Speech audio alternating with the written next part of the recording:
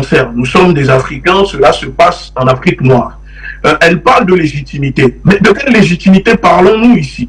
Quand la France est venue en Afrique esclavagisée, colonisée, exterminée, génocidée, elle est venue avec légitimité? Alors, de quelle légitimité on parle? Pourquoi, dès qu'il s'agit des pays africains, de l'Afrique noire, qui doit se défendre, on veut tout le temps nous brandir le mot légitimité? Mais c'est les mêmes expressions que les impérialistes européens sont en train de nous brandir en parlant de légitimité des militaires qui sont au pouvoir, en disant que les militaires n'ont pas la légitimité. Ils définissent cette légitimité pour dire quand il y a ou pas légitimité. Mais ce sont les mêmes qui viennent nous exploiter, nous coloniser, qui nous disent quand il y a légitimité ou pas. Moi, j'aimerais dire à la sœur Linda, couper l'eau et l'électricité devrait être le minimum que les autorités doivent faire au Niger. Pourquoi? Déjà de 1, il y a une sanction contre les populations. Pourquoi le peuple du Niger a le droit de subir une sanction illégitime, illégale, où on coupe l'électricité aux populations et l'ambassade de France, lui, doit bénéficier de l'électricité alors que le peuple souverain n'a pas d'électricité? De 2, couper l'eau à l'ambassade ne veut pas dire donner une légitimité à la France pour bombarder.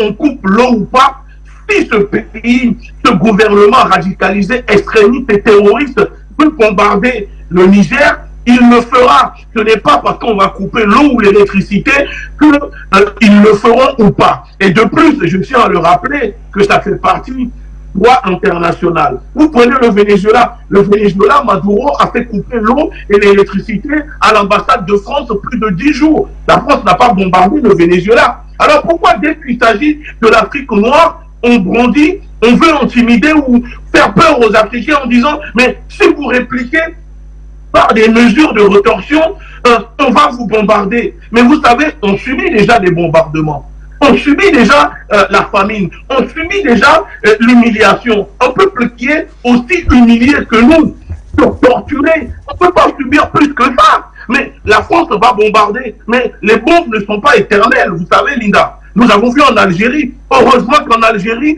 le peuple algérien n'avait pas pensé comme ça quand il y avait la guerre indépendantiste. Parce que si à chaque fois on est là à dire ne donnons pas la légitimité à la France, mais jusqu'à quand nous allons continuer à subir? Nous allons continuer à subir comme ça de peur de dire que si on fait ceci, la France va nous bombarder. Mais merde, à un moment, si la France veut bombarder, elle n'a qu'à bombarder. Mais vous croyez que la France ne peut pas être touchée? Vous croyez que pour toucher un pays, il faut seulement des missiles?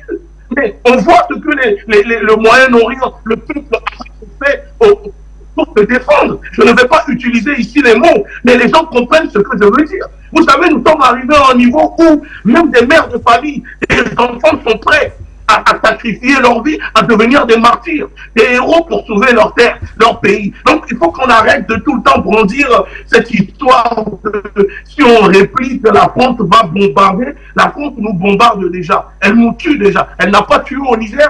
Est-ce qu'ils ont coupé l'eau et l'électricité avant que la France ne tue au Niger? Non. Donc, quoi qu'il arrive, la France va continuer à tuer. On ne peut pas parler de légitimité à des gens qui envahissent, qui colonisent, qui tuent, qui génocident des peuples. Il n'y a pas de légitimité.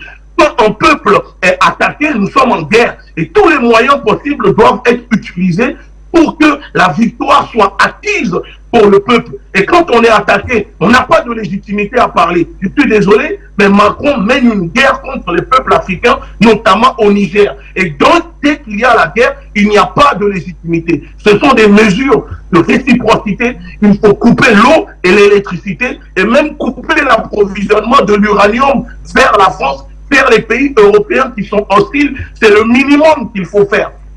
Donc, à un moment, arrêtons de tout le temps avoir peur de parler de bombardement, que la France va bombarder X ou Y. Que la France bombarde au Niger et le gouvernement français verra les mesures, le retour du bâton. Parce que la sœur Linda a dit qu'il ne faut pas donner le bâton pour se faire battre. On n'a pas donné le bâton. La France, ça fait des siècles qu'elle nous bat déjà avec ses bâtons, mais on n'a pas donné ce bâton à la France.